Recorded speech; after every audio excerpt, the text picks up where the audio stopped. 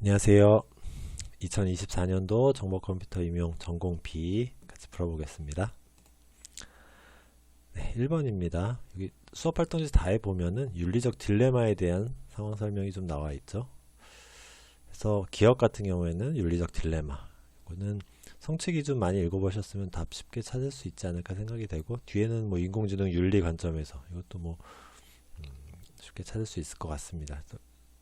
교육과정 많이 읽어보셨어야 됐을 것 같아요. 그래서 밑에 보시면은 인공지능과 윤리, 인공지능과 관련된 윤리적 딜레마 상황에 대해 논의하기. 그래서 이거를 뭐 많이 읽어보면은 쉽게 답이 찾아질 거고, 그 교육과정에 대한 공부가 좀 덜 돼 있었으면 요 기업 같은 경우에는 윤리적 딜레마를 찾을 수 있었겠지만 니은은 또 쉽게 떠오르지 않을 수도 있겠다, 뭐 그런 생각도 들었습니다. 어쨌든 교육과정을 좀 읽어본 다음에 문제를 풀면 어려운 문제는 아니었다 생각이 듭니다. 2번으로 넘어가겠습니다. 자, 파이프라인 문제가 나왔는데 뭐 이 설명을 지금 뭐 자세하게 하진 않겠습니다. 그래서 IAE 세 단계로 이제 되는데, 요 I 명령어 인출 단계에서는 충돌이 일어나지 않죠. A와 2단계가 서로 겹치는지만 보면 됩니다. 그래서 이 3번 요 노피가 없으면 이 4번 명령어가 요 위에 3번의 자리를 위치하게 되면은, 같이 볼까요? 만약에 이거 펜이 이상하네. 네. 여기 만약에 4번 명령어가 3번에 있다 그러면은 요 A와 E가 겹치니까, 자 그때 같이 중복 사용된 레지스터가 있는가, 여기 보시면 R2가 중복이 되죠. 그래서 이 4번이 3번으로 가게 되면 충돌이 일어나게 됩니다. 그래서 여기 3번에 노오피가 들어가고 한 칸을 띄워 놓은 거죠. 자, 그런 거고. 자, 그럼 문제 보겠습니다. 이 노오피를 넣는 게 아니라 재배치를 통해서 이제 문제를 해결해 보는 상황입니다.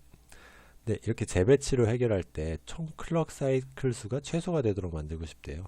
노오피가 지금 2개 들어가니까 8개가 됐는데, 이 문장은 총 6개죠. 그래서 노오피가 하나도 없는 6개로 된 문장으로 해결이 될 수 있다면 최소가 되겠죠. 이 명령어들 add나 load 이런 것들은 다 이제 필요하니까 제거되면 안 되겠죠. 자, 그래서 이 3번과 7번이 없는 상황에서 문제가 어떻게 해결되는지를 한번 보겠습니다. 근데 여기 조건을 넣어놨어요. 1번에서 시작하고 8번으로 끝나래요. 1번에 시작하고 8번으로 끝나야 된다. 자, 요거는 일단 고정입니다. 이건 없는 거고. 자, 그럼 보겠습니다. 자, 이게 어떻게 되냐면은 1번, 2번, 그 다음에 4번. 1번, 2번, 4번은 R1, R2, R3에 대해서 사용을 하고 있어요. 그래서 1번, 2번은 4번과 붙으면 안 되고요. 그 다음에 여기 5번, 6번, 8번 같은 경우에는 R4, R5, R6가 사용되고 있습니다. 그래서 이 R4, R5가 서로 붙으면 안 되죠. 그래서 5번, 6번은 8번과 붙으면 안 됩니다. 이렇게 3개씩 쌍이 이루어지는 거죠. 2개가 서로 붙으면 안 됩니다. 자, 그렇게 하고 한번 보겠습니다. 그러면은 1번과 8번이 끝에 있는데, 자, 요 지금 칸을 한번 그려볼게요. 지금 칸을 가상으로 이렇게 하나, 둘, 셋, 넷, 하나 더 있어야겠네. 하나, 둘, 셋, 넷, 다섯. 하나, 둘, 셋, 넷, 다섯. 죄송합니다. 하나 지워야겠네요. 네, 이렇게 하면 6칸이죠. 6개의 명령어가 1번, 8번 하고 요 나머지 4개의 칸을 채워 넣으면 되는 거예요. 근데 다 봤더니, 그러면은 남은 번호를 써볼게요. 1번 제외하고 2번, 그 다음에 4번, 5번, 그 다음에 6번. 네, 이렇게 4개가 남았습니다. 4개가 이제 각각 요 4칸으로 이제 나눠 들어가면 되는데, 보니까 이 4번 명령어 볼게요. 4번 명령어. 4번 명령어는 1번, 2번이 먼저 수행되고 그 다음에 4번이 이루어져야 되죠. 그래서 1번, 2번보다는 무조건 뒤에 와야 됩니다. 그래서 1번, 2번이 앞에, 4번이 뒤에 이렇게 돼야 되는데, 4번이 만약에 여기 이 자리에 4번이 여기 있지 않고 만약에 다른 자리에 있게 되면 요 앞에는 1번, 2번은 올 수가 없죠. 왜냐하면 4번은 그 다음에 애들을 해야 되니까 1번, 2번 당연히 올 수 없고. 근데 그럼 1번, 2번 이외에 4번 말고 그럼 5, 6번이 오게 될 거잖아요. 4번이 만약에 이 자리가 아니라면 여기 5번 아니면 6번이 와야 되는데 5번, 6번이 오게 되면 8번이랑 붙게 됩니다. 여기 8번. 그래서 5번, 6번도 올 수가 없어요. 그래서 이 자리에는 반드시 4번이 들어와야 된다는 것을 알 수가 있습니다. 그래서 1, 4, 8은 이렇게 자리가 확정이 됩니다. 그렇게 하고 2번, 5번, 6번을 여기다 이제 배치를 하면 되는 거예요. 그러면은 하나씩 해보겠습니다. 만약에 여기다가 2번을 넣을 수 있겠죠. 2번 1번, 2번은 서로 R1, R2 연관이 없으니까 1번, 2번 넣을 수 있을 겁니다. 그 다음에 5번, 6번이 나올 텐데 5번, 6번은 R4, R5 상관없어요. 자, 5번, 6번 서로 상관없고 그 다음에 8번과 여기 떨어져 있으니까 상관없고 그래서 5번, 6번이 여기 들어갈 수 있어요. 5번, 6번 이렇게 들어갈 수 있고 그 다음에 이 2번 보면은 R2니까 2번과도 상관이 없죠. 알파와 R5는 2번과 상관이 없어요. 그래서 얘네들은 서로 영향을 미치지 않습니다. 그래서 2 들어가고 요 6과 5가 바뀌어도 상관이 없죠. 알파, R5는 바뀌어도 아무 상관이 없습니다. 요게 일단 하나가 가능하고요. 이걸 보면은 1, 2를 먼저 쓰고 그 다음에 5, 6번을 나중에 쓴 거라는 걸 알 수가 있죠. 요 구조가. 이렇게 해도 상관이 없고요. 그 다음에 1, 2, 5, 6을 이렇게 두 개 따로 떨어뜨리는 게 아니라 서로 섞을 수도 있어요. 무슨 소리냐면은 1, 2를 여기 1 하나 그 다음에 요 뒤쪽으로 2를 보내는 방법이 있습니다. 그 다음에 5, 6은 이런 식으로 쓰는 거죠. 이것도 문제가 특별히 없습니다. 서로 영향이 없잖아요. 이 4번과 6번도 문제가 없고 4번이라는 거는 R1, R2, R3니까 요 자리에는 이 1, 2만 안 오면 됩니다. 1, 2만. 자, 그 다음에 1, 5, 2, 6이 됐으면은 또 뭔가 바꿀 수 있는지를 생각을 해보는 거죠. 5와 6은 아까 보면 알파, 알파니까 상관이 없어요. 얘네들 바꿔도 또 상관이 없습니다. 아까 앞에서 여기 바꿨던 거랑 같은 과정이죠. 5와 6을 바꿔보는 거죠. 1, 2는 그대로 두고. 그러면은 1, 5, 2, 6도 되고 1, 6, 2, 5도 됩니다. 그래서 이렇게 네 가지 경우가 조합을 해서 만들어진다는 것을 알 수가 있어요. 그래서 노오피를 사용하지 않고 이 6가지 조합이 가능한 거고 그 중에서 하나 그냥 골라 쓰면 됩니다. 여기 지금 네 가지가 있죠. 네 가지 중에 하나 골라 쓰면 되겠습니다. 네, 이렇게 하고 이때 소용되는 총 클럭 사이클의 수를 구하라 했습니다. 그래서 6개의 명령어가 쓰이니까 6개의 명령어는 요 1번부터 6번까지 명령어죠. 맨 마지막 명령어가 이렇게 두 개, A 2단계를 더 거쳐야 되니까 두 개를 더해서 6 더하기 2, 그래서 사이클 수는 8이 되겠습니다. 네, 이렇게 답은 구해줄 수가 있겠습니다. 자, 그 다음에 3번입니다. 교과교육론 문제. 볼까요? 정보 과목의 영역 중 가에 해당하는 영역명수라고 했습니다. 네, 역시 2022 개정 첫 해다 보니까 영역명수는 이런 가장 기본적인 문제가 나왔다고 할 수가 있겠습니다. 그래서 가를 참 읽어보면은 뭐 문제 발견, 그다음에 핵심 요소 추출 이런 것도 보이고요. 추상화 단계, 그다음에 알고리즘 설계 이런 게 보이고 좀 넘어가 보면 프로그래밍 언어를 선정하고 그다음에 프로그래밍 기능 바탕으로 뭐 데이터에 대해서 데이터를 저장하는 구조, 네, 그다음에 논리 연산, 중첩 제어 구조. 뭐 이게 읽어보면 자연스럽게 이제 떠오르죠. 2015 개정 같은 경우에는 문제 해결과 프로그래밍, 그다음에 2022 개정 교육 과정에서는 알고리즘과 프로그래밍. 이름이 바뀌었으니까 이거 실수하지 않아야겠죠. 알고리즘과 프로그래밍 영역명이 될 거고요. 자, 두 번째 어슈어 모형에 대해서는 밑줄 친 가의 기억과 니은 그랬습니다. 학생의 수준을 고려하고 그 다음에 학생의 디지털 역량 수준을 파악해라 그랬습니다. 그래서 어슈어 모형에서는 요 A 단계죠. A 단계. 그래서 학습자 분석 단계가 되겠습니다. 학습자 분석 단계. 자, 그렇게 되고요. 그 다음에 이 단계에서 중요하게 다루는 요소 두 가지를 쓰라 그랬습니다. 학습자 분석 단계에서는 이거 교육학 공부하시면은 책에 다 있으니까 찾아보시면 될 것 같아요. 그래서 일반적 특성이 있고요. 학습자의 일반적 특성이 되겠죠. 그 다음에 학습자의 출발점 행동, 그 다음에 학습 양식, 네, 이렇게 세 가지가 이제 교육학 책 보시면은 다 나와 있으니까요. 이 세 가지 중에서 두 가지 써주시면 되겠습니다. 그래서 일반적 특성은 뭐 예를 들어서 뭐 연령이나 성별, 학년 뭐 이런 것들 그냥 가장 일반적인 말 그대로 특성이죠. 출발점 행동은 이미 가지고 있는 뭐 이 학생의 지식 뭐 이런 것들 그냥 전에 무엇을 배워서 알고 있는가, 네, 지금 내가 가지고 있는 지식은 무엇인가 뭐 요 정도. 그다음에 학습 양식은 뭐 어떤 학습 환경에서 뭐 어떤 학습 환경이 주어졌을 때 그거에 대해서 이 학생이 어떻게 지각하고 받아들이는지 뭐 그런 것들에 대한 이야기가 되겠습니다. 그래서 이 세 가지 중에 두 가지 네, 4번 보겠습니다.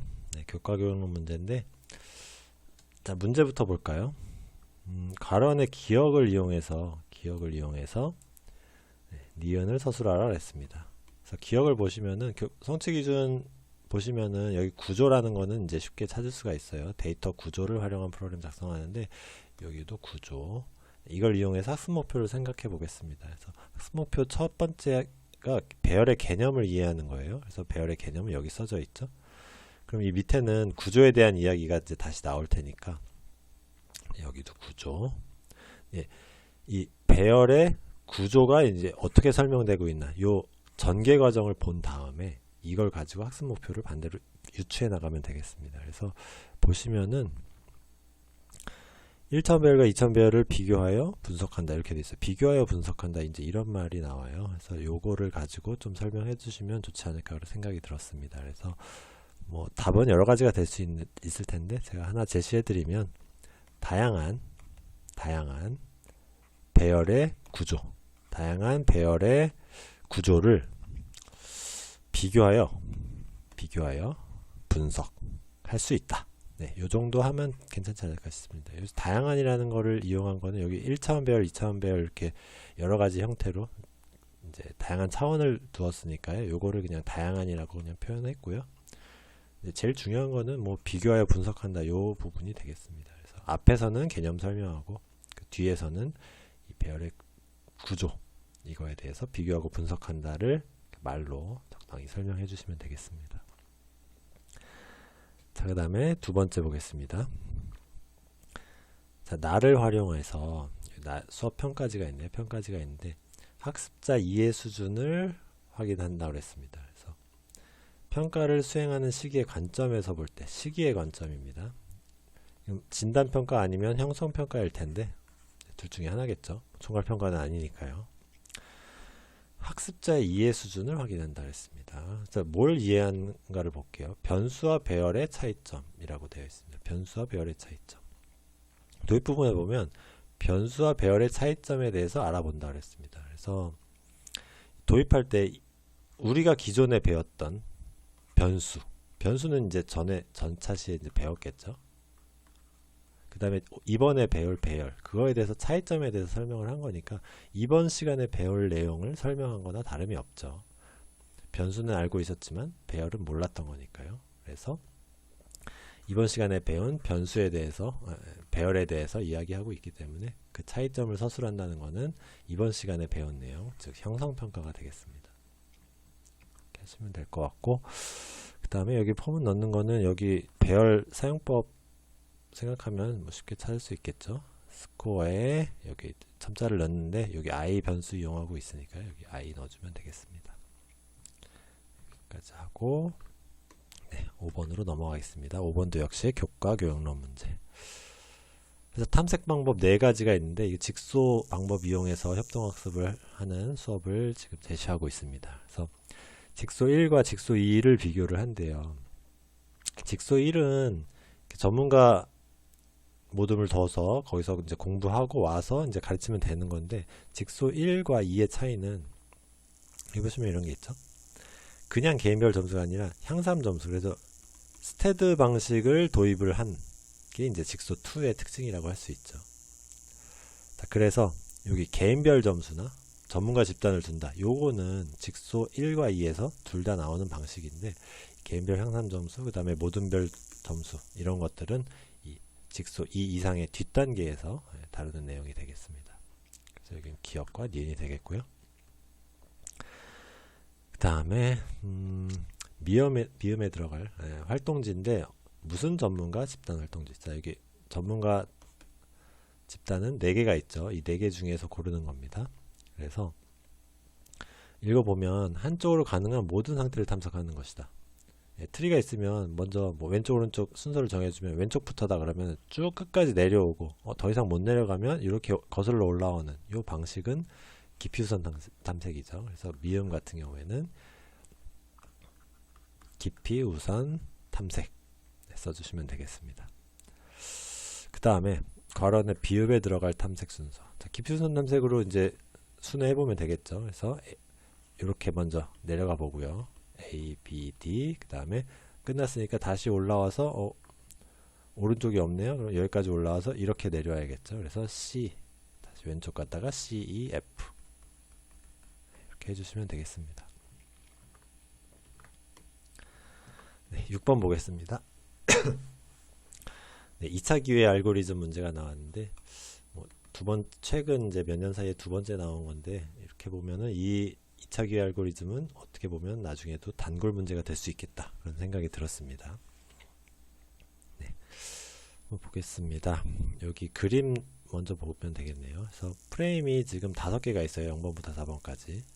그래서 순서대로 0번부터 4번까지 찾아서 다시 4번에서 0번으로 돌아오는 이런 순환식으로 탐색 순서를 갖는다는 것을 그림으로 알 수 있고, 참조 비트는 1이면은 아직 기회가 하나 있는 거죠. 2차 기회니까. 0이면 기회를 한번 썼으니까 이제 교체 대상입니다. 페이지 번호 이렇게 넣을 수 있는데 구조체를 정의를 해놨네요. 참조 비트와 그래서 페이지 번호 얘랑 얘가 저장이 됩니다. 프레임 번호는 뭐 의미가 없죠. 지금 포인터로 해서 여기 지금 자기 참조 구조체 형태 해놨잖아요. 그래서 이 포인터로 찾아갈 거니까 요 0, 1, 2, 3, 4 번호는 뭐 크게 의미가 없고요. 지금은 그렇게 된 거고, 이 함수를 보기 전에 이 조건을 한번 볼까요? 여기는 이제 뭐 다 일반적인 내용이고요. 자, 여기가 이제 중요한 설명이 되겠습니다. 2차 기회 알고리즘을 사용하여 페이지 교체 대상 프레임을 선택하고, 자, 교체 대상 프레임을 선택한다 그랬습니다. 자, 이게 이제 이 함수예요. 세컨 찬스 알고라는 함수가 이제 교체 대상 프레임을 찾아내는 함수가 되겠습니다. 자, 그럼 볼게요. 이제 계속 while문으로 찾아 나가는 건데, 요 if 조건으로 if 아니면 else 두 가지 중에 하나를 동작을 하면 됩니다. 그래서 이 레퍼런스 비트, 참조 비트를 확인을 해서 참조 비트가 0이다. 그러면은 이제 이번에 바꿀 대상이 되는 거잖아요. 그러니까 바꾸는데, 바꾸기 위해서 그 자기 자신 이 포인터를 넘겨줍니다. 얘 포인터 자기 주소를 알려주는데, 알려주기 전에 1번으로 이제 바꾸고 넘겨주는 거예요. 여기 이제 교체가 돼서 새로운 게 들어올 거니까 걔는 지금 참조됐다고 이제 판단을 하는 거죠. 그래서 1번으로 바꾸고 위치 넘겨주면 되고요. 그게 아니다. 지금 비트가 지금 0이 아니라 1이다. 그럼 한 번 더 기회가 있는 거니까 얘 1이라는 비트 값을 0으로 바꿔주고 그 다음 순서로 넘기면 됩니다. 넥스트로. 여기 있었으면 이렇게 넘어가는 거죠. 그 다음 거 판단해 보면 되겠습니다. while문으로 이제 계속 도니까 다음 거 확인하면 되겠죠. 자, 이렇게 된 거고요. 문제 한번 그러면은 같이 풀어 보겠습니다. 프로세스 다의 순서대로, 이 다 순서대로 하면 되는 거예요. 제가 이 영상 찍기 전에 한번 풀어 봤는데 이 1, 2, 3번이 하나의 과정으로 그냥 다 풀리더라고요. 그래서 그거는 참 친절했습니다. 그래서 이거 첫 번째 문제 다 풀고 났더니 두 번째 문제 풀 때 아까 첫 번째 풀었던 거를 뭔가 기억을 해야 되는 그런 문제들 있잖아요. 되게 이제 불친절한 문제들 힘들게 하는 문제들이 있을 수 있는데, 이번 문제는 그런 건 아니고 그냥 이 다과정 73부터 89까지 쭉 따라가다 보면 이 1, 2, 3번이 다 해결이 됩니다. 그래서 굳이 나누지 않고 그냥 풀어 보겠습니다. 제일 먼저 여기 한번 그려볼게요. 0, 여기 좁으니까 0, 1, 2, 3, 4 네, 5개의 프레임 번호가 있고요. 그 다음에 참조 비트가 1, 0, 0, 1, 1 이렇게 저장이 되어 있고요. 페이지 번호 써보겠습니다. 23, 43, 17, 그 다음에 33, 51 네, 이렇게 저장이 되어 있습니다. 요게 이제 요런 형식으로 요 3번의 답이 정해질 거예요. 그래서 요 표를 그려보는 그런 풀이법으로 가보겠습니다. 제일 먼저 73이에요. 73을 보니까 없어요. 페이지 폴트가 발생한 거죠. 그래서 이제 교체를 해야 되니까, 자, 첫 번째 문제가 교체가 되는 프레임 번호를 쓰려야죠. 어디가 교체될지 보겠습니다. 지금 프레임 포인터는 3번에 있습니다. 여기. 그러면은 얘부터 확인을 하는 거죠. 그런데 이 비트가, 참조 비트가 1이에요. 그러면은 얘를 0으로 고칩니다. 네, 기회를 한번 쓴 거죠. 그리고 넘어갑니다. 4번도 1이네요. 얘도 0으로 고칩니다. 넘어가요. 이제 제일 뒤니까 앞으로 와야죠. 얘도 1이네요. 0으로 고칩니다.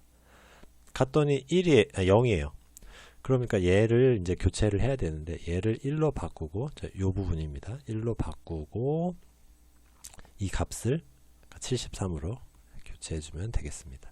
그래서 페이지 교체가 일어나는 프레임 번호 쓰는 거니까 여기죠. 여기 1번 써주면 되겠습니다. 그래서 프레임 포인터가 지금 아까 3번에 있었는데 지금은 이제 1번으로 왔습니다. 자, 이렇게 해서 73 됐고요. 이제 그 다음에는 이제 17로 넘어가는 거죠. 여기 두 번째 문제 보니까 65번 페이지를 적재한 직후래요. 그래서 65번 여기까지 한번 쭉 가보겠습니다. 이제 17을 보니까 여기 있어요. 이미 적재가 되어 있으니까 얘는 히트, 얘를 1로 바꿔주면 되겠습니다.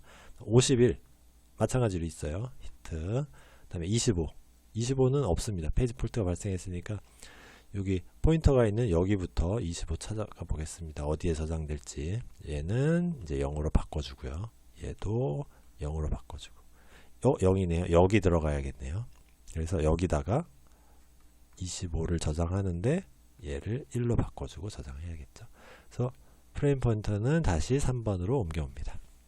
25까지 됐고요. 23 보겠습니다. 히트 1로 바꿔주고. 그 다음에 65입니다. 지금 여기 65번이니까 대망의 65까지 왔습니다. 65 보니까 없어요. 그래서 다시 가는데 얘를 다시 0으로 바꿔주고 얘도 0, 그 다음 와서 얘도 0, 얘를 1로 바꿔주고 여기다가 65 저장해주면 되겠습니다.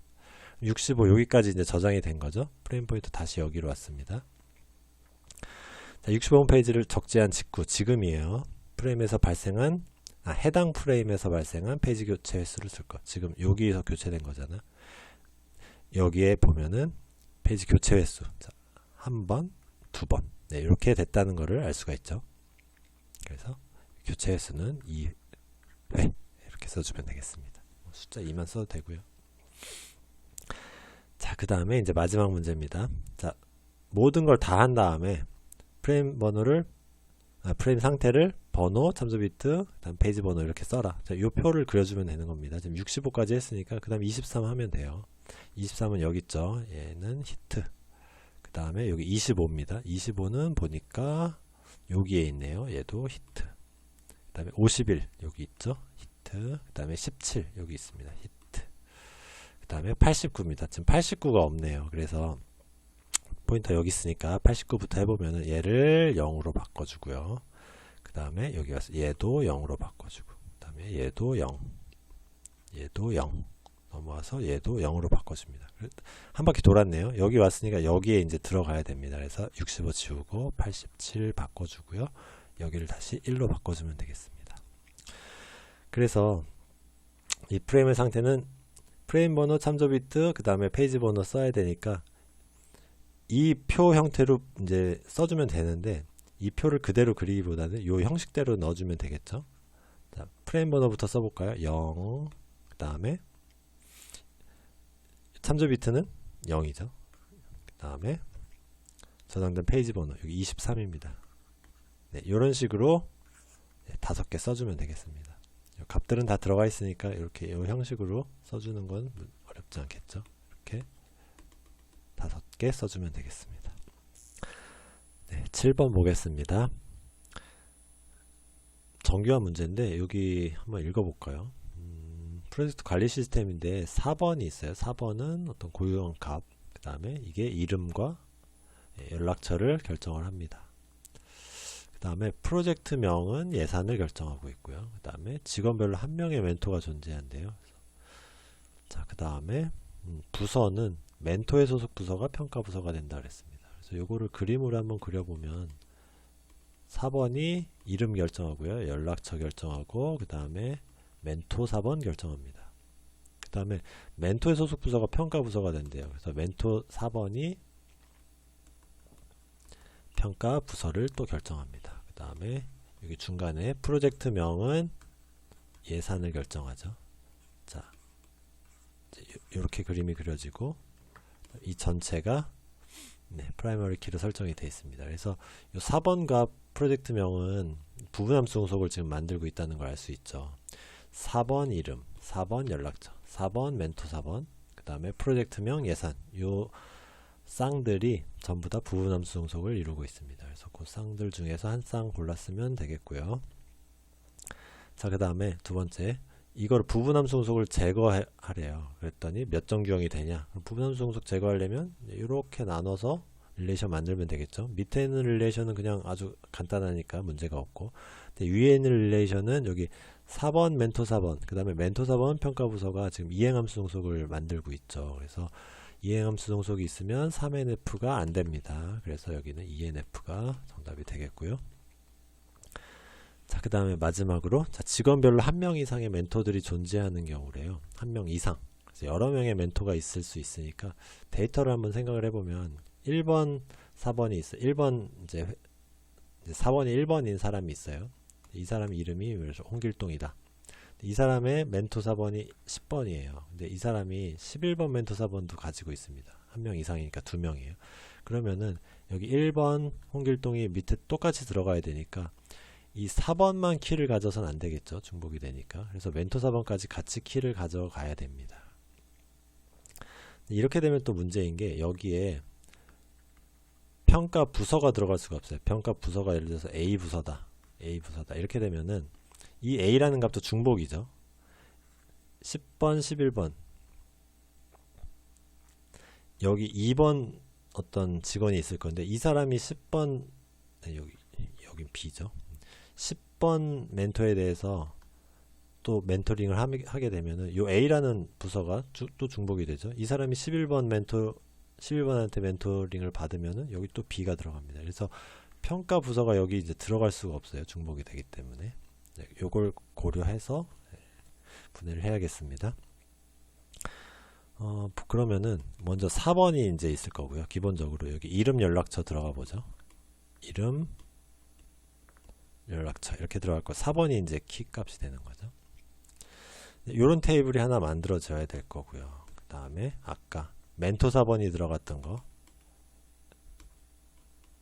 멘토 4번이 들어간 테이블이 또 필요합니다. 둘 다 키가 돼야죠. 근데 아까 지금 조금 전에 설명드렸지만 평가 부서가 여기 들어가면 이 멘토 4번에 대해서 부분함수 종속이 되니까 4번과 상관없이 그래서 여기 들어갈 수가 없고, 이거를 어떻게, 죄송합니다. 잠시만요. 네, 여기 이렇게 하면 되겠어요. 여기다가 부서라고 이제 넣어줘야 될 것 같아요. 이름을 좀 바꿔서 평가 부서가 아니라 그냥 부서. 어떤 사원이든지 멘토 4번이든 멘토든 멘티든 상관없이 이제 부서를 가지고 있을 테니까 넣어놓고, 둘 다 키죠. 얘가 여기를 이렇게 참조하는 거죠. 두 개를 다 참조하는, 멘토 4번이든 4번이든 이 4번 테이블을 참조하게 해서 부서는 가져올 수 있으니까 이 멘토 4번이 부서를 가져와서 걔가 평가 부서 역할을 해주면 되겠습니다.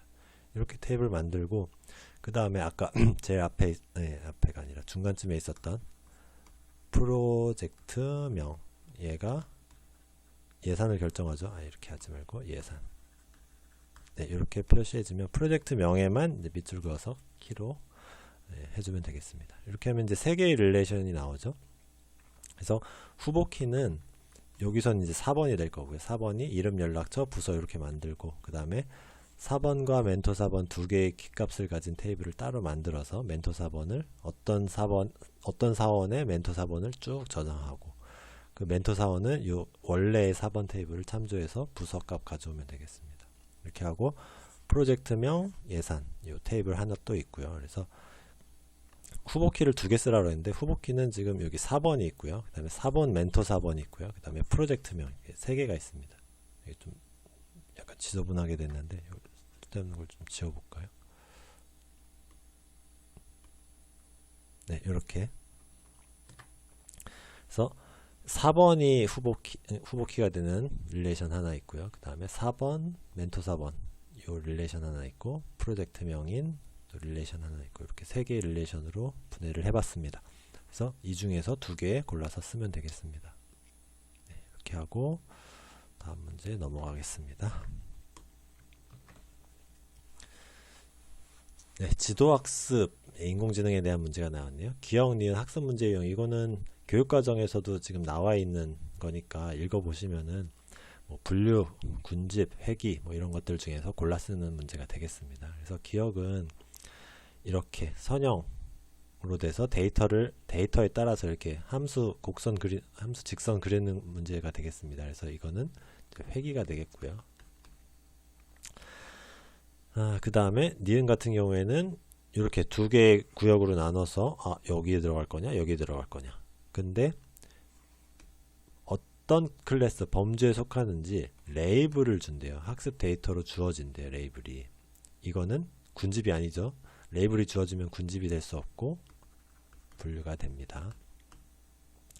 그래서 회귀와 분류가 되겠고요. 그 다음에 다음 문제 보겠습니다. 지도학습 유형명을 수로 기억, 니은. 자, 보겠습니다. 원룸이 있는데 캠퍼스까지 걸어갈 수 있는 거리가 가까워질수록 가격이 높아진대요. 이제 거리가 어떻게 될수록 가격이 어떻게 된다. 이거는 이 회귀에 대한 설명을 지금 똑같이 하고 있죠. 그래서 여기는 이제 회귀가 되겠고요. 그 다음에 학습 데이터 구성 방안을 쓰랍니다. 그래서 요건 학습 데이터 구성 방안은 그냥 적당히 설명해 주시면 될 것 같아요. 그래서 여기 거리가 가까운 거, 또 아니면 거리가 먼 거, 그 다음에 임대 가격이 높은 거, 낮은 거. 그래서 다양한 데이터를 가지고 이제 구성을 해야 될 거고, 그거에 대해서 훈련 데이터, 그 다음에 테스트 데이터, 자, 이런 것들을 적정한 비율로 나눠서 데이터를 구성한다. 이렇게 정리해서 써주시면 되겠습니다. 이건 하나의 정답이 있는 게 아니니까 나름대로 생각 정리하셔서 쓰시면 크게 문제 없겠습니다. 네, 9번 시언어 문제입니다. 자, 문자열을 변환해서 암호문을 생성한대요. 자, 여기 함수를 한번 보겠습니다. 코드1이라는 함수가 있는데 어떤 ENCI라는 배열, 이제 문자열이 있어서 그 중에 한 글자를 이제 가져오는 거죠. 포문 돌리면서 한 글자 가져와서 그 값이 65보다 크거나 같고, 그 다음에 90보다 작거나 같으면 무언가 30이라는 값을 더해주래요. 보니까 65, 90이 무슨 의미인가를 봤더니 65, 90, A부터 Z까지 지금 대문자죠. 그 안에 범위에 들어가면 31을 더하래. 31을 더해보면 65에 32 더하면 97이죠. 97. 그 다음에 90에다가 32 더하면 122. 그래서 122. 그래서 A부터 Z 똑같은데 소문자입니다. 그래서 이 31을 더하는 과정이 대문자가 소문자가 된다. 반대로 31을 빼주는 과정을 보니까 그러면 반대라는 거, 소문자가 대문자가 되는 과정이라는 걸 알 수 있죠. 그래서 이 코드 1의 역할은 대문자와 소문자를 상호 변환해주는 역할이 되겠습니다. 다음 코드 2 보겠습니다. 코드 2는 요 S만큼, S만큼 반복을 하는데, S가 뭔지는 이제 요 앞에 보시면 알 수 있겠지만 문자열의 길이입니다. 그래서 문자열 길이만큼 반복을 하는데 ENC의 I, 어떤 그 특정한 위치의 문자 한 개, 그거의 값을 정하는데 어떻게 정하냐면 I 플러스 2라는 값을 활용을 했는데요. I 플러스 2가 I 플러스 N이라는 값을 이용한대요. I 플러스 N이 뭐냐? 원래의 값은 I인데, 그러니까 N만큼 뒤에 있는 거, 내가 이 I라는 위치가 여기인데 N만큼 이제 뒤에 있는 거, 요걸 가져다가 여기다 저장하는 거죠. 요 값을 여기다 이렇게 저장하는 겁니다. 뒤에 있는 걸 앞으로 끌어오는 겁니다. ABC인데 요 N이 2다 그러면 C라는 값을 여기 해서 얘를 C로 저장하는 거죠. 요거를 이제 반복하는 겁니다. 자, 근데 봤더니 또 S로 나누래요.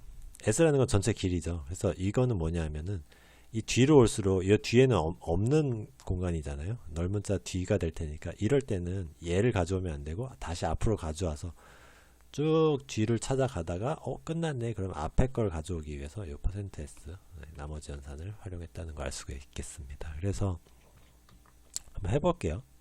해봐야 알 것 같아요. 기억의 출력 결과를 쓰랍니다. 기억은 이제 코드 1 대소문자 변환하는 거 해보랍니다. 그래서 레드 햇이라고 이제 대소문자 이렇게 돼 있으니까 변환해주면 됩니다. 그래서 R 소문자, 대문자, 대문자, 그 다음에 소문자, 대문자, 대문자 이렇게 레드햇이 바뀌게 될 거고요.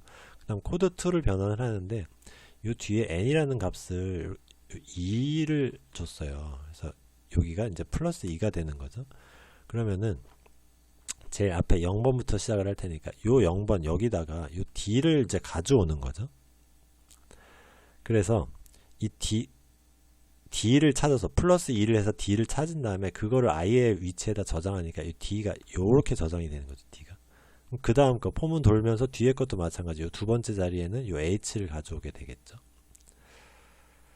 자, 그 다음에 그러면은 A, T 이렇게 될 거고 뒤에 거는 더 이상 없으니까 이 나머지 연산 때문에 앞으로 오게 됩니다. 그래서 R, E 이렇게 되겠죠. 그래서 두 번째 니은에서는 이렇게 출력이 됩니다.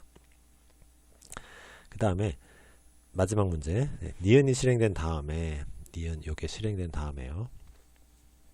출력까지 된 거죠.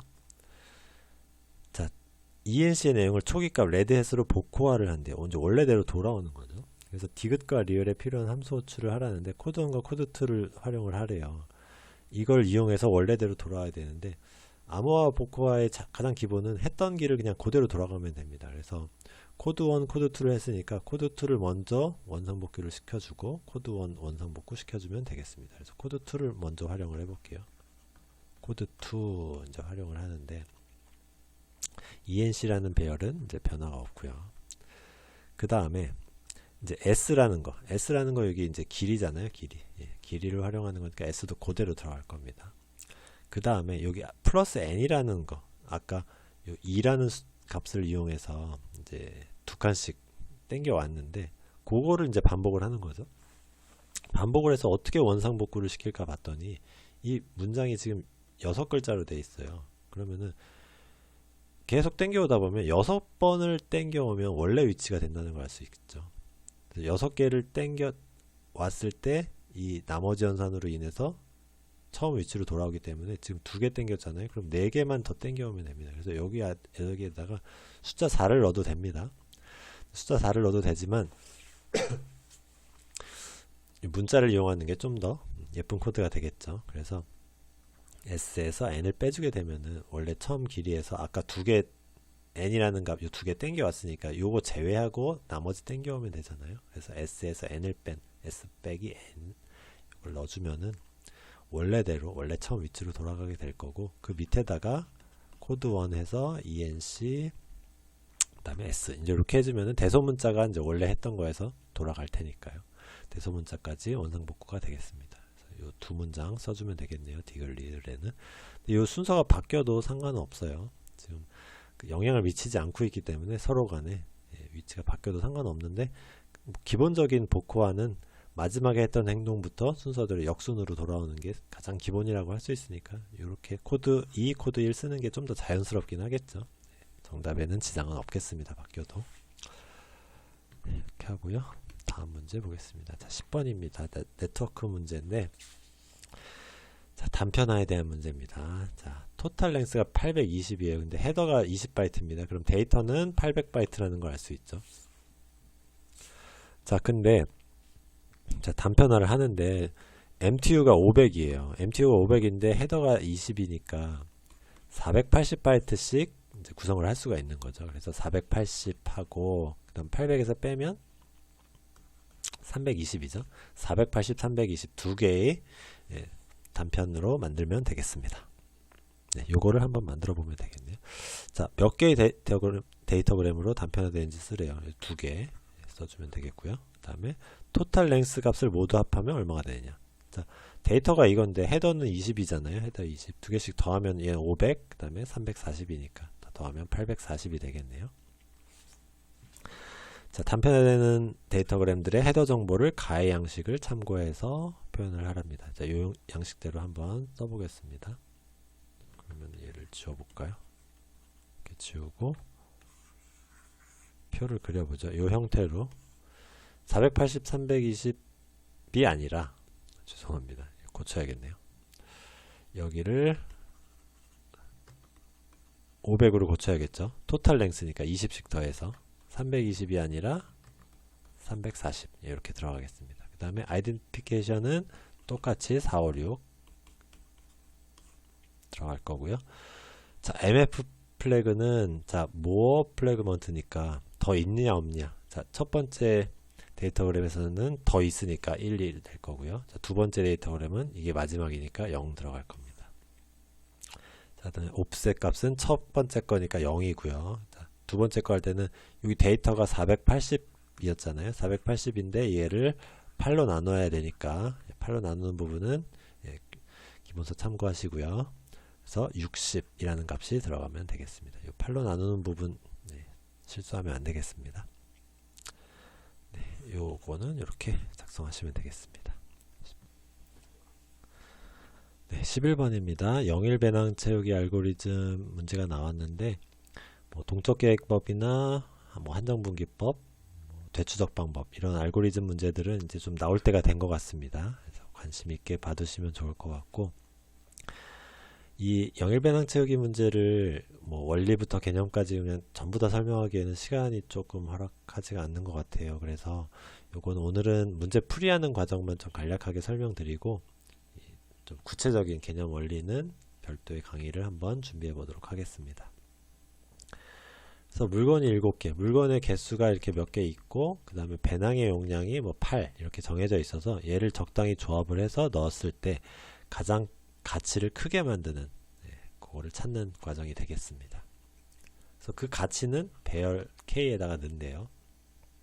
배열 K가 어떻게 생겼는지 한번 보겠습니다. 여기 의사 코드는 이따가 보고 뒤에는 배열부터 보겠습니다. 배열 K가 요 라예요. 라. 다부터 보면은 다는 이제 쉽습니다. 아이템이 1번부터 7번까지 있어서 그거의 무게가 예를 들어서 5다. 그 다음에 가치는 9다. 요게 이제 다의 표의 내용이 되겠습니다. 자, 라는 어떻게 조합을 했을 때 가치를 이제 저장하는 공간이 되는 거예요. 자, 어떻게라는 게 이제 이 ij 값으로 결정이 됩니다. 그래서 i가 3이고 j가 5다. 이제 이게 무슨 의미냐면은 i가 3이다 그러면은 요 3번까지 1번부터 3번까지 아이템을 가지고 한번 가치를 계산해 보겠다 얘기가 되겠습니다. j가 5라는 의미는 배낭의 용량을 제한하는데 배낭의 용량이 지금 8이에요. 근데 8을 다 쓰지 않고 5까지만 제한을 해두고 가치를 계산해 보겠다 라는 의미가 되겠습니다. 그래서 이 데이터를 보면 i가 3까지 1번, 2번, 3번만 가지고 생각을 했을 때 배낭의 용량이 5예요. 그러면은 얘는 못 넣죠. 7이니까 2번과 3번을 넣을 수 있는데 더 가치가 큰 9를 넣겠죠. 가치가 9인 거를 넣겠죠. 1과 5를 더해보니까 6이에요. 그러니까 5가 초과되니까 안 돼요. 두 개 더하는 것도 안 됩니다. 그래서 9가 들어갈 수 있는 거죠. 아이템이 몇 개 안 되니까 이럴 때는 암산으로 그냥 구할 수가 있죠. 들어갈 수 있는 숫자는 9를 구할 수 있는데 그 계산 과정까지 쓰려면 이렇게는 안 되고 이 앞에 있는 의사 코드를 좀 확인을 할 필요가 있겠습니다. 그래서 의사 코드 확인 부분으로 다시 돌아가 볼게요. 자, 보면은 여기 초기화하는 부분이 있습니다. 아까 그 의미를 설명드렸으니까 바로 이해가 될 수 있을 것 같아요.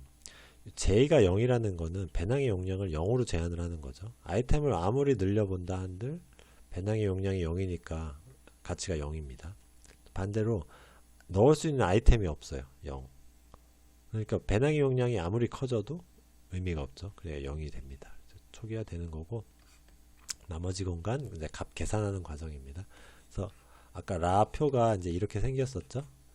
요 부분 이제 0으로 초기화한 거고 요 나머지 부분 이제 계산하면 되겠습니다. 그게 이제 밑에 있는 이중품은 여기입니다. 여기는 여기 설명이 나와 있으니까 요거 참고해서 그리면 되는데 요 기억에 들어가는 수식은 이제 이거예요. wi가 j보다 큰 경우. 그래서 답은 그냥 이렇게 쓰면 됩니다. 넣으면 기억 정답이 되겠고요. 이거의 의미를 좀 생각을 해보면은 예를 들어서 i가 3이에요. 3번 아이템을 넣어서 계산해 볼 차례라고 했을 때 i는 2일 때까지는 이미 계산이 됐을 겁니다. 이 포문이 1번부터 쭉 도니까 i는 2일 때 계산이 됐어요. 그래서 i는 3이라는 이 아이템을 추가하거나 추가하지 않거나 그 두 가지 경우로 나눠서 생각을 하는데 이 조건에서 보면은 이거의 가치, 무게가 wi가 이 3번 아이템의 무게가 J보다 큰 경우, 그러니까 배낭의 무게를 초과하게 되는 경우입니다. 초과하게 되면 넣을 수가 없잖아요. 그러니까 얘를 넣지 않고 i는 2일 때 계산한 거, 그냥 그거 가져오는 거예요. ij 값을 계산하는데 i보다 한 칸 위에 i-1일 때 값을 그냥 가져옵니다. 넣을 수가 없으니까. 무게가 초과됐으니까 넣을 수가 없잖아요. 자, 근데 그게 아니에요. 무게가 초과되지 않아서 넣을 수 있어요. 자, 그럴 때는 어떻게 하냐 하면은 요거를 같이 고려를 해줍니다. 앞 단계로 넘어가는데 i는 2일 때로 넘어가는데 이 3번 아이템을 이거만큼 빼주는 거예요. 무게를 일단 빼주고 이거만큼의 무게를 뺀 다음에 걔를 더하면은 무게는 그대로 더해서 j가 됐죠. 그 다음에 vi, 이 3번의 가치를 더해주면 이 3번 아이템을 넣었을 때 계산한 결과가 됩니다. 그래서 얘랑 얘의 최대값을 가져오면 되는데 결국에 정리하면 의미는 요 i는 3, 요 아이템을 넣지 않았을 때와 넣었을 때 두 개의 값을 구해서 최대값을 가져온다는 의미가 되겠습니다. 이거는 좀 더 예시를 구체적으로 들면서 설명해드리면 좀 더 이해하기 쉬울 것 같아요. 이거는 아까 말씀드렸듯이 별도 강좌로 생각해 보겠습니다. 네, 일단 이번 시간에는 답 찾아가는 과정, 풀이 위주로 한번 설명드릴게요.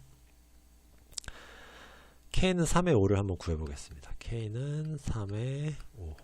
이거를 구하려면 두 개를 구한 다음 맥스값 취한다고 그랬죠. I 대신에 i-1을 넣는 거예요. 2번까지만 썼을 때 얘는 무게는 5 그대로. 얘하고 K의 2. 2번까지만 썼을 때 마찬가지로. 자, 그 다음에 요 무게를 빼주는 겁니다. 요 2번 거 3번 아이템의 무게를 빼준 다음에 5에서 5 빼니까 0이죠.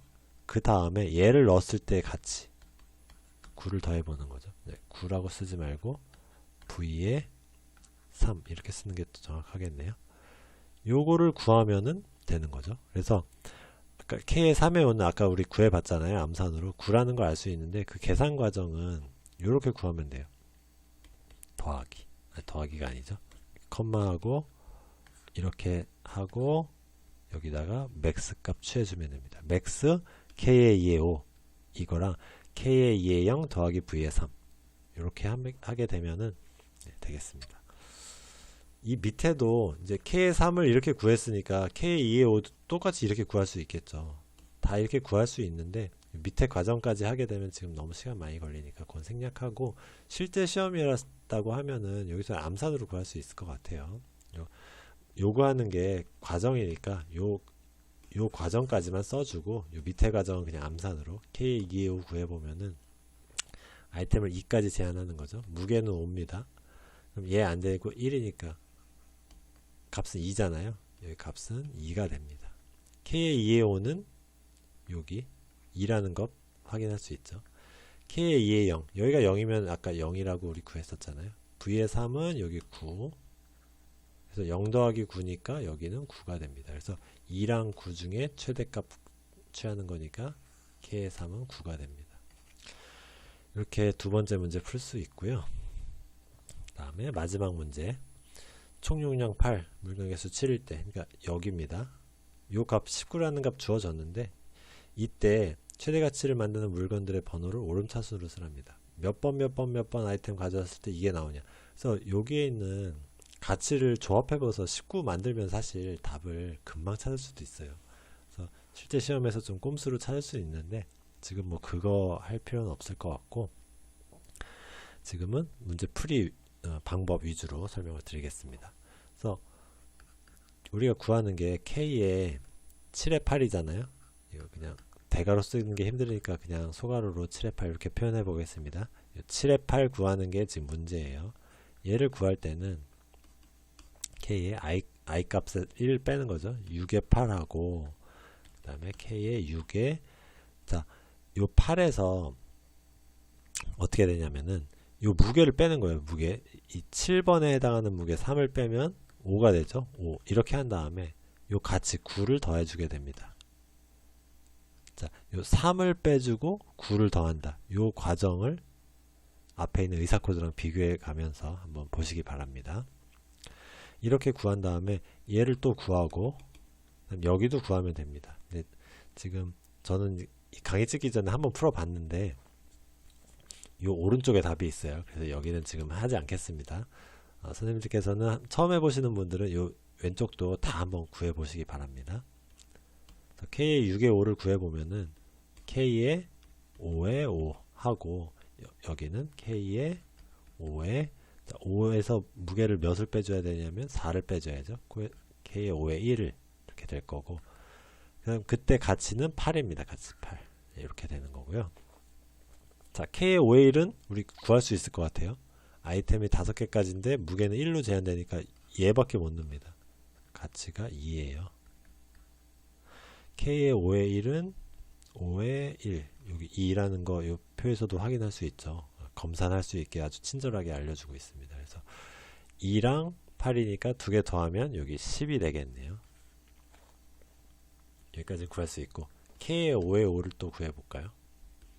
K의 5의 5를 구할 때는 K의 4의 5 그 다음에 여기는 K의 4의 자 6 5에 해당하는 무게가 2죠. 2를 빼줘야 되니까 K의 4의 3 이렇게 되고 그때 가치는 플러스 6이네요. 해주면 되겠습니다. K의 4의 3 생각해보면 여기까지 4까지죠. 무게가 3이니까 5, 8, 7 아무것도 안 돼요. 요 1밖에 안 돼요. 그러니까 가치가 2입니다. 얘는 K의 4의 3은 2다. 예, 확인되죠. 그래서 2개 더하면 여기 이제 8이니까 여기는 8로 결정이 된 거고 K의 4의 5를 한번 구해볼까요? 그럼 다시 K의 4의 5는 또 마찬가지로 구해야 되긴 하지만 그냥 시간 관계상 암산으로 구해보겠습니다. 그래서 4번까지 할 수 있고 무게가 최대 5니까 여기 5 있네요. 그때 가치가 9입니다. 9 들어갈 수 있고 8, 1, 뭐 1일 때는 가치 2밖에 안 되니까 1과 5 조합하면 무게가 6이니까 넘으니까 안 돼요. 그래서 5일 때 무게가 5일 때 가치가 9다. 그래서 얘는 9라는 게 암산으로 계산이 되네요. K의 4의 5는 여기 9 확인도 됐습니다. 여기가 9니까 9와 8 중에서 최대값 취해야 되니까 K의 5의 5는 요거 9가 되는 거죠. K의 5의 5는 요 9 확인됐습니다. 그래서 여기가 9가 됐으니까 9와 10 중에서 최대값 취해야 되니까 K의 6의 5는 10 K의 6의 5는 10 여기 맞네요. 됐고 여기가 10이니까 10 더하기 9는 여기 19죠. K 7의 8은 그래서 10 여기가 19가 됩니다. 여기 19 있네요. 그래서 요 왼쪽도 있으니까 요것도 이제 구해봐야죠. K의 6의 8 구해봐야 되는데 아까 말씀드렸듯이 시간 관계상 생략하니까 여기 어떤 값이 나올 겁니다. 두 개 중에 최대값 취해서 19라는 값 구하면 되는데 지금 문제는 요걸 찾는 게 아니고 19는 이미 답 주어진 거잖아요. 물건들의 번호를 찾으랍니다. 자, 물건들의 번호 찾아보자. 그러면은 여기 이제 작은 값이 나왔다고 가정을 할게요. 그럼 이제 19 여기 이 19가 어떻게 만들어졌는지를 따라가 보면 돼요. 여기 19는 여기 10 더하기 9였잖아요. 요 9는 뭐냐 하면 요 9 요거 가지고 온 거잖아요. V7이었잖아요. 그래서 요 7번이 사용됐다는 걸 알 수 있고요. 다음 또 내려와 봅니다. 요 10이라는 거는 여기 2 더하기 8이었잖아요. 요 8은 뭐였냐 하면 요 8입니다. 요 8. V에 6으로 가져온 거였죠. 그래서 얘도 체크. 그 다음에 요 2입니다. 5의 1로 구한 거였잖아요. 5의 1을 구할 때는 여기 아까 2번. 무게가 1일 때 가치가 2다. 요걸로 가져왔잖아요. 그래서 2번 체크가 됩니다. 그래서 2번, 6번, 7번이 답이 되겠습니다. 네, 여기까지 하고요. 2024년도 문제 풀어봤는데 몇 문제 좀 실수할 만한 것들도 있고 좀 복잡하고 어려운 문제도 있었습니다. 그래서 전공 A보다는 전공 B가 좀 어려웠지 않나 생각이 들고 2024년도 A, B를 합한 전체 난이도를 생각해보면 23년도 문제, 22년, 그러니까 지금 24년도죠. 23년도 문제와 비교했을 때 조금이나마 쉽지 않나 그냥 제 생각입니다. 그래서 전체 80점 전공 점수 중에서 그냥 뭐 확인되지 않은 그냥 제 뇌피셜입니다. 5점 아니면 3점 정도 쉽지 않나 생각을 하고요. 근데 올해 경쟁률이 조금 내려갔어요. 많이 뽑았고 또 그렇기 때문에 경쟁률이 낮은 걸 감안하면은 커트라인은 조금 내려갈 가능성도 있지 않나 조심스럽게 생각을 합니다. 뭐 지역마다 다를 거고요.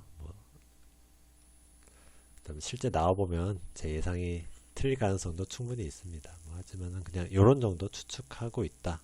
그 정도 생각해 두시면 될 것 같고 참고만 하시고 이제 빨리 읽고 2차 준비하시는 게 차라리 더 낫지 않나 그런 생각도 해봅니다. 네, 24년도 문제 풀이는 여기까지 하도록 하겠습니다. 또 다음에는 또 다른 강의로 찾아뵐게요. 감사합니다.